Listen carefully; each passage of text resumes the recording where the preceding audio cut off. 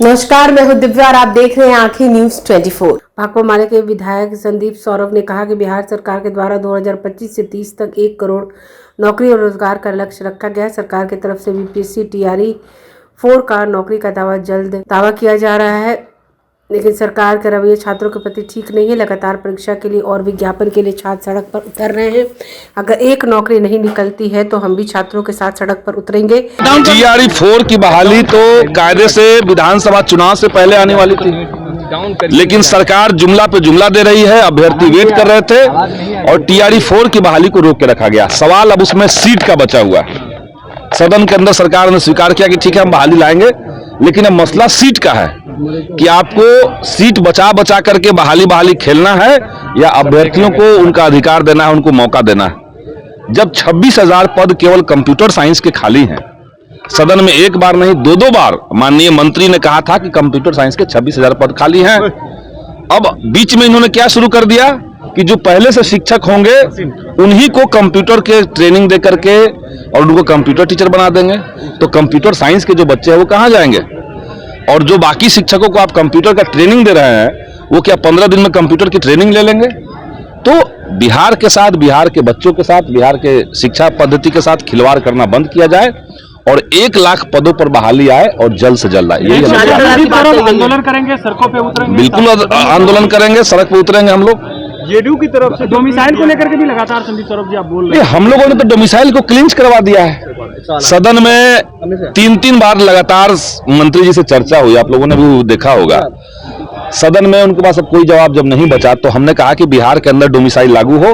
और 2 और खामियां जो पहले से चल रही थी, जैसे महिला आरक्षण, ये स्टेट की पॉलिसी है महिलाओं को आरक्षण देना, तो इसीलिए महिला आरक्षण में भी महिला आरक्षण उन्हीं महिलाओं को मिले जो बिहार के निवासी है, दिव्यांग आरक्षण उन्हीं को मिले जो बिहार के दिव्यांग हैं। तो ये पॉलिसी सरकार ने स्वीकार किया है और टीआरई 4 में इसको इंट्रोड्यूस करना होगा। नहीं करेगी सरकार तो हम लोग फिर से आलोक राज, उन्होंने लंबे समय से इस्तीफा दे दिया। अभी तक बीएसएससी में कई वैकेंसी है जो पेंडिंग में है। बीएसएससी पुराने समय से ही लूट का अड्डा बना हुआ है। बीएसएससी में 2023 में बहाली आई, इंटर स्तरीय प्रतियोगिता परीक्षा 23 के शुरुआत में 23 निकल गया, 24 निकल गया, 25 निकल गया, 26 शुरू है। यानी 3 साल निकलने के बावजूद उस विज्ञापन के ऊपर अभी तक परीक्षा की तिथि का घोषणा नहीं किया गया है, कोई कैलेंडर परीक्षा का जारी नहीं किया गया है। और इतना ही नहीं बल्कि कई बार बीएसएससी ने कहा कि हम फिर से फॉर्म को अपडेट कर रहे हैं, फिर से अप्लाई कीजिए, फिर से फॉर्म भरिए। तो ये लगातार फॉर्म जो खेला जा रहा है बीएसएससी की तरफ से, हमें अंदेशा है कि दोबारा से वही पैटर्न अपनाएगी बीएसएससी जो प्रथम इंटर स्तरीय में हुआ था। 2014 की बहाली को ये लोग 23 तक खींच के लाए थे, 22 तक खींच के लाए थे। तो बीएसएससी की बहाली जल्द से जल्द तिथि की घोषणा हो। हमने विधानसभा के अंदर भी एग्जाम के लिए भी छात्रों को सड़कों पे उतरना पड़ेगा, विधायक को सड़कों पे उतरना। यही तो बिहार की हकीकत है। सरकार का युवाओं के प्रति यही नजरिया है कि आपको विज्ञापन लाने के लिए आंदोलन करना पड़ेगा, विज्ञापन आ जाएगा तो परीक्षा की तिथि अनाउंस करवाने के लिए करना पड़ेगा, परीक्षा होगी तो आपको फेयर तरीके से परीक्षा हो, पेपर लीक के खिलाफ आंदोलन करना पड़ेगा, उसके बाद आपको रिजल्ट के लिए आंदोलन करना पड़ेगा, ज्वाइनिंग के लिए आंदोलन करना पड़ेगा और हर जगह लाठियां खाइए। तो ये सरकार का यही स्थिति है, आप लोग सब जानते हैं। 1 करोड़ के जो दावे हैं ऐसे ही पूरे होंगे आपको लग रहा है? 1 करोड़ का दावा जुमलेबाजी है और उसमें बहुत ज्यादा डेटा के साथ छेड़खानी सरकार कर रही है। सरकार कह रही कि हम तो 50 लाख दे भी चुके हैं, अब क्या कीजिएगा इसका? 2 महीना सरकार को आए हुए हुआ और ये कह रहे हैं कि हम 50 लाख दे चुके हैं। नहीं, डोमिसाइल का तो एक पैटर्न बिहार का, जिसका पास रेसिडेंस प्रूफ होगा उसको रखना चाहिए। देखिए न्यूज़ 24 देखते रहिए, 24 आवर्स देखते रहिए और दुनिया की अच्छी और सच्ची खबरों से अवगत होते रहिए।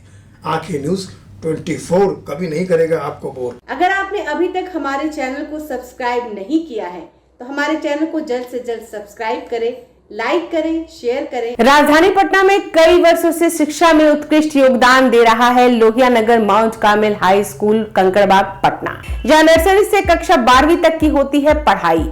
10वीं और 12वीं बोर्ड परीक्षा में 100% अंक का रिकॉर्ड। एक ऐसा स्कूल जहां पठन पाठन के साथ साथ बच्चों के संपूर्ण विकास का रखा जाता है ख्याल। खेलकूद, सांस्कृतिक गतिविधि, मैथ ओलंपियाड, साइंस ओलंपियाड और बहुत कुछ। आज ही कराएं नामांकन की प्रक्रिया जारी है। संपर्क करें DS/16 Gayatri Mandir road, housing board colony east, Indira Nagar, Kankarbagh, Lohia Nagar, Patna. हमारा पिन कोड है 800020।